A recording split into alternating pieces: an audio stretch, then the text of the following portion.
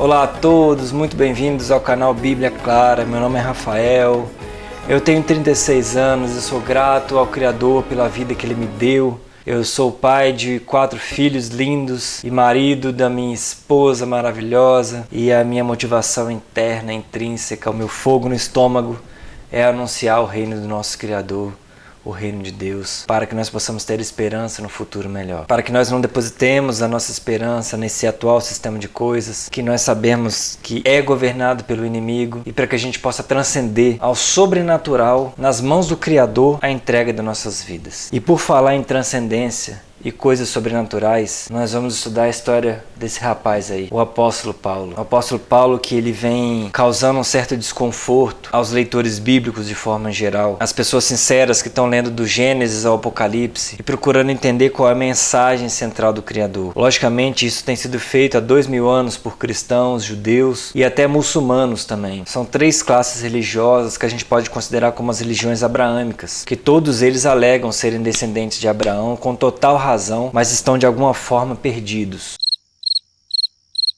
E por falar em 3 religiões, eu não esqueci da série sobre manuscritologia bíblica, onde nós vamos destrinchar certinho essas 3 principais religiões abraâmicas. Mas em função da parada aqui do canal, que eu julguei necessário por mim, pela minha família fazer, toda ela baseada na teologia de Paulo, onde buscando estudar de verdade o Novo Testamento e não apenas ler, assim como a gente deve estudar os Salmos e não apenas ler, que é o que a maior parte da cristandade hoje faz, que é apenas ler a Bíblia, sem parar para estudar, sem parar para fazer uma análise hermenêutica. As pessoas estão lendo a Bíblia por ler, deixando com que pastores, padres e, no caso dos judeus, deixando com que rabinos tragam um conjunto fechado de teologia e doutrinas que são tidas como inquestionável, como eu já falei muitas vezes na série Qual é o Nome de Deus, qual é o verdadeiro nome de Deus, e que eu me permiti questionar. E essas questões, dentro da minha vida, dentro da minha família, culminaram no apóstolo Paulo. E elas começaram desde Esdras, desde o período de Esdras e Neemias, que nós vamos deixar para uma série no ano que vem também. E de Esdras e Neemias, culminando em Paulo, foi terminar no concílio que definiu o cânon judaico, a Taná. No mesmo período em que eles julgaram necessário, os judeus julgaram necessário escrever o Talmud, escrever as leis orais, escrever os debates que aconteceram entre ela, e isso terminou numa divisão entre os filhos de Abraão. Terminou no oposto de Ezequiel 37, quando fala que ele veio juntar a casa de Judá e a casa de Efraim, a casa de Israel, para que forme novamente um reino de Israel, e não somente uma casa de Israel, separada da casa de Judá. E agora, voltando ao apóstolo Paulo, eu comecei a ter algumas dúvidas, justamente por estar estudando o Novo Testamento, eu comecei a ter algumas dúvidas quando eu comparei as palavras de Paulo com as palavras de Jesus. Eu achei algumas palavras de Jesus um pouco pesadas, eu achei estranha. Eu não entendia se Jesus estava falando para os apóstolos, se ele estava falando para as pessoas em geral, se ele estava falando para um público que depois leria a Bíblia de forma geral, e a mesma coisa com as palavras de Paulo. Eu estava tentando entender para quem que Paulo estava escrevendo. Uma hora ele escrevia para uma igreja, inclusive a igreja é uma palavra abominável. Ele escrevia para a eclesia, que eram congregações, assembleias de pessoas para discutir e deliberar assuntos gerais, quaisquer, seja da democracia, seja da democracia, assuntos referentes à república. E aí é por isso que eu falo de Paulo, por isso que eu comecei a falar sobre transcendência e sobrenatural, que são ideias helênicas. São ideias muito modernas, advindas do pensamento grego, porque afinal o nosso Criador, Deus, Yahur, Yahweh, Yahuwah, Yahvé, Yahweh, ele não é sobrenatural, ele é a natureza. Então essas ideias vieram de pensamentos helênicos, e Paulo disse, de toda a escritura, é o único que disse que Yahushua HaMashiach, conhecido como Jesus Cristo, ele é o primogênito de toda a criação, e tudo nele foi feito. Então nós precisamos entender de fato o que é a teologia paulina e comparar com a teologia de Yahushua HaMashiach. E comparar a teologia dos dois com a do Antigo Testamento, para podermos ver se há uma linha sequencial do plano do Criador que converge com a aliança, converge com a renovação da aliança e converge com a aliança futura, mencionada em Jeremias 31:31. E nessa ocasião eu pude ver que Paulo não estava nos planos do Criador. Paulo estava apenas no plano de Jesus, mas não de Yahushua HaMashiach, do Jesus paulino, de um Jesus que teria sido fabricado por Paulo. E aí eu parei o canal. Eu precisei dar essa chance a mim de entender a escritura como um todo, porque eu ainda estava consumindo todos os materiais em grego e em hebraico, consumindo todos os materiais, e especialmente o Rumash, o Rashi e o Midrash, dos materiais da casa de Judá, e eu estava apenas colecionando figurinhas, achando lindo tudo aquilo. Então eu passei a questionar o apóstolo Paulo porque ele estava divergente das palavras de Yahushua HaMashiach, do verdadeiro Jesus Cristo, e não do Jesus Cristo fabricado por Paulo. E o Jesus Cristo e Yahushua HaMashiach estava convergindo com o Antigo Testamento, mas o Jesus de Paulo não. Então eu passei a questionar Paulo. Então chega de introdução e vamos dar uma olhadinha em algumas coisas. Eu estava lendo na tela daqui da frente, mas eu vou ler na telinha aqui do lado, porque é melhor para mim. Eu fico mais emocionado com as palavras. Então, gente, olha só, eu comecei a me perguntar muitas coisas acerca de Paulo. Eu via muita divergência, mas uma pergunta me deixou muito intrigado. Eu escrevi essa pergunta na tela. Talvez isso facilite um pouco o entendimento da minha linha de raciocínio. E como são histórias comuns da Bíblia, vocês conhecem essas histórias, tendo as referências na tela, vocês podem buscar essas referências. Quando não tiver uma referência, é porque é uma história comum. Quando eu quiser tratar de um versículo específico, eu vou colocá-lo. Quando eu vou tratar da história como um todo, eu vou partir do pressuposto de que vocês também leem a Bíblia. Por favor, leiam a Bíblia. Eu fiz uma pergunta muito clara para mim, baseada nas palavras de Jesus, nas palavras de Paulo e nas palavras que teriam sido das epístolas que não eram paulinas, das cartas de Pedro, João, Tiago e Judas. Então me surgiu a seguinte pergunta: se Jesus Cristo veio senão pelas ovelhas perdidas da casa de Israel, salvo engano está em Mateus 10:6, e ele também veio plerosai, a lei, ele veio completar, preencher. O literal seria encher a lei. Ele veio dar novos pontos de vista à lei dada pelo Criador a Moisés. Mas ele não veio cataluçai a lei. Ele não veio destruir, anular, abolir. O literal seria para baixo separar, que está aí depois de soltar e derrubar, conforme a gente consegue entender, né? Para baixo, cataluçai, separar. Então, para baixo, separar. A gente consegue entender como soltar ou derrubar. Tudo isso, desde juntar as ovelhas perdidas de Israel até vir plerosai, a lei, está relatado em Mateus. Então podemos ver que Mateus ele é um evangelho que tem referência. Tem assuntos que se tratam só nele, tem assuntos que se tratam só no evangelho de Lucas, só no evangelho de Marcos e outros assuntos que só tratam no evangelho de João. E a teologia sistemática vem tentando harmonizar isso, dizendo que são ministérios feitos diferentes. Mateus escreveu para um público, Lucas para outro, Marcos para outro, João para outro. Mas eu passei a questionar isso por causa de todo o resto do Novo Testamento. E Paulo, de tanto escrever, ele ajudou a gente a raciocinar sobre isso. E eu posso dizer hoje que ele cavou a própria cova. Então Jesus, ele veio pelas ovelhas perdidas da casa de Israel e veio plerosai a lei, mas não veio cataluçai. E ele revelou a João em Apocalipse que não entraria por uma das 12 portas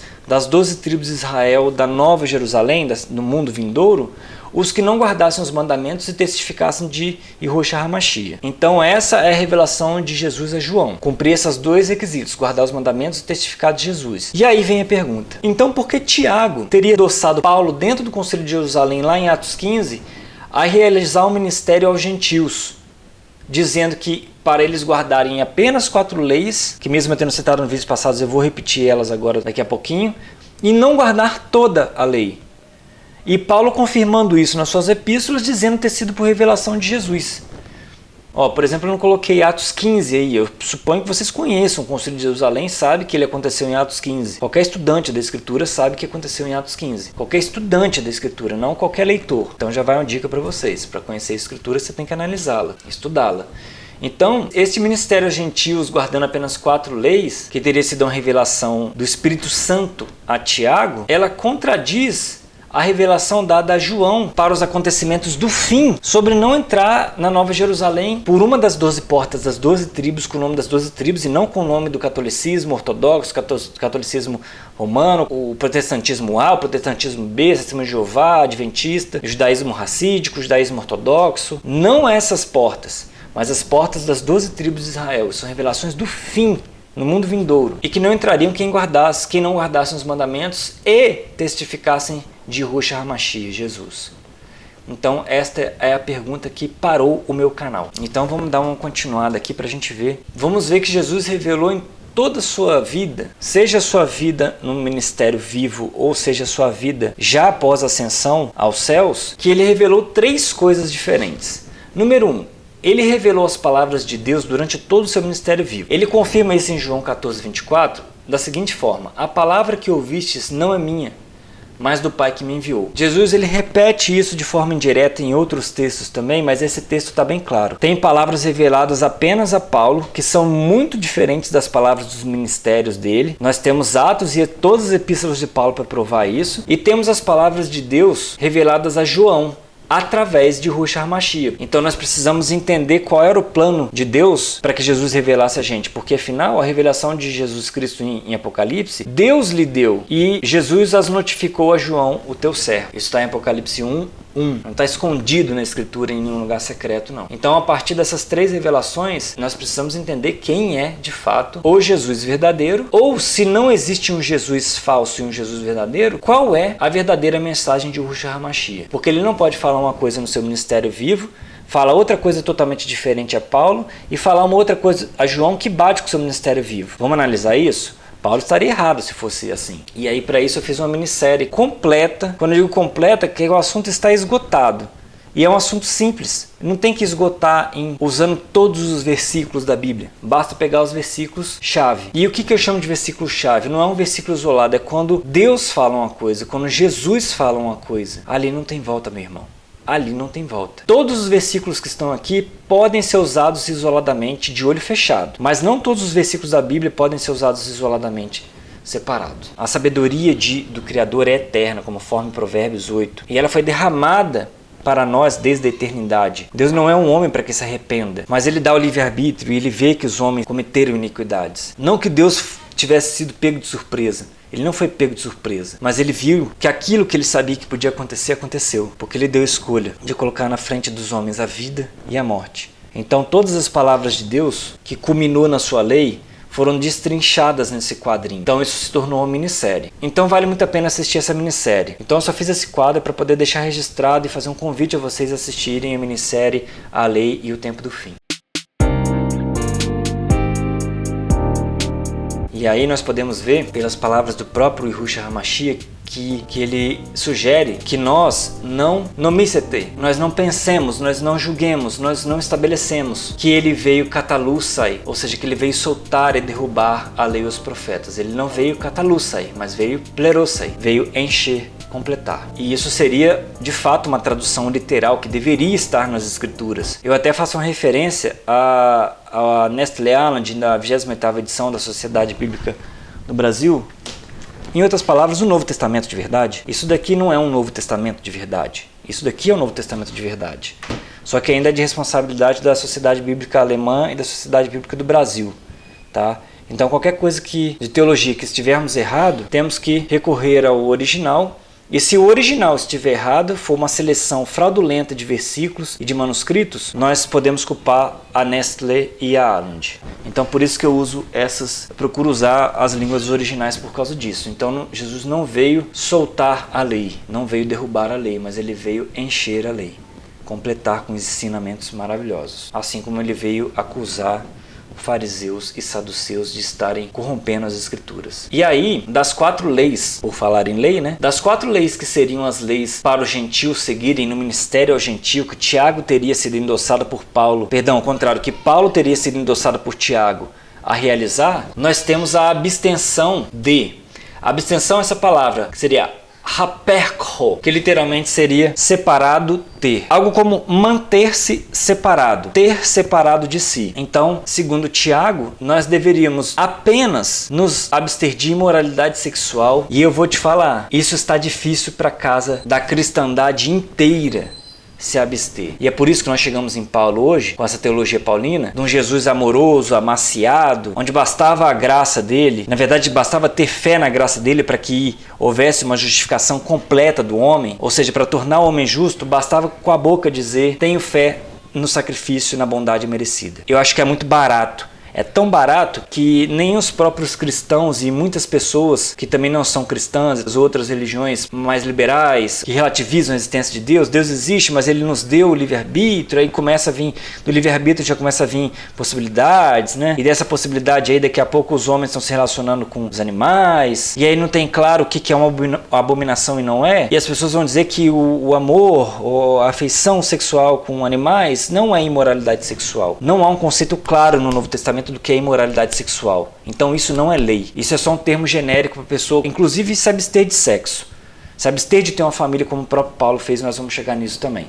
Tá? Então, imoralidade sexual é um termo muito vago. No Novo Testamento fala não descobrir nudez de pai e mãe, não se deitar com a mulher que já for casada, porque o homem também pode adulterar. A mulher que é casada não ter outro homem, a não ser que o marido dela seja falecido e ela está livre para dar filhos a outro homem, desde que ela não tenha filho, porque se ela já tiver filho, seria uma aberração ela ter filho de um outro homem, porque ela já é mulher de uma tribo, já tem um filho do homem que faleceu, e ela agora teria filho de outra tribo, isso é uma imundície. Então o Novo Testamento não deixa claro o que é imoralidade sexual. Contaminações e sacrifícios a ídolos, desde imagens até comer carne que é sacrificada a ídolo, ou até mesmo passar o filho pelo fogo de ídolos, são aberrações que não estão descritas no Novo Testamento. Então o gentil que se abstém da leitura do Antigo Testamento, ele não vai entender o que significa contaminação e sacrifício a ídolos. Ele não vai entender o que é o primeiro, segundo, terceiro mandamento. Tanto é que a Igreja Católica Romana esqueceu a guarda do sábado, agora passou a ter o domingo como uma referência, anulando também o quarto mandamento. Então, primeiro, segundo, terceiro mandamento, culminado no quarto mandamento de guardar o Shabat, seriam o verdadeiro amor a Deus, o que Yahushua HaMashiach, do verdadeiro Yahushua HaMashiach, veio dizer que era o primeiro mandamento. Na verdade, o primeiro mandamento são um conjunto de 4 leis. E o segundo grupo de mandamentos, o segundo mandamento, amar o próximo como a si mesmo, a partir do 5º ao 10º mandamento, desde honrar pai e mãe até não cobiçar nada que seja alheio, são o segundo mandamento. Na verdade, é o segundo grupo de mandamento. Isso é tão lindo e tão certo que mostra que Yahushua HaMashiach veio completar a lei, veio completar isso no nosso coração, tá? Então essas 2 primeiras leis aí são questionáveis. Abster-se do que é sufocado. É muito razoável crer que seja carne sufocada, que se torna uma carne imunda. Você imagina alguma coisa sendo sufocada, vai começando a liberar hormônios no corpo e que torna aquela carne ali uma carne de morte, não uma carne de vida. E por falar em vida, também se abster do sangue. Não comer sangue de forma alguma, não ingerir, não inalar, porque isso seria uma abominação. Você comer a vida de outro ser. O sangue é a vida. Então seriam 4 leis que fariam com que os gentios simplesmente passassem a entrar numa religião cristã paulina, ou até, eu digo melhor, paulino-cristã, em que nem precisa ler o Antigo Testamento. Aí muitas pessoas vão dizer, não, isso aqui é o começo do Techuvá. É só um estímulo de Tiago para as pessoas voltarem para a lei. Eu também já acreditei nisso, isso pareceu um bom argumento, mas não é. Por um motivo muito simples. Nesses 2000 anos, não houve uma evolução das pessoas para a lei. Elas poderiam ter começado por essas 4 leis e terminando com as outras leis. Toda a lei da Torá, do Pentateuco, do Antigo Testamento. Porque existe lei, ordens, mandamentos e estatutos. E isso é um conjunto. Então, a partir dessas 4, todos os que seriam chamados cristãos deveriam voltar para essas. Até porque Jesus revela a João em Apocalipse que não entrará por uma das 12 portas quem não seguir os mandamentos de Deus e proferir a fé em Yahushua HaMashiach. Então, esses 4 conjuntos de leis não bastam.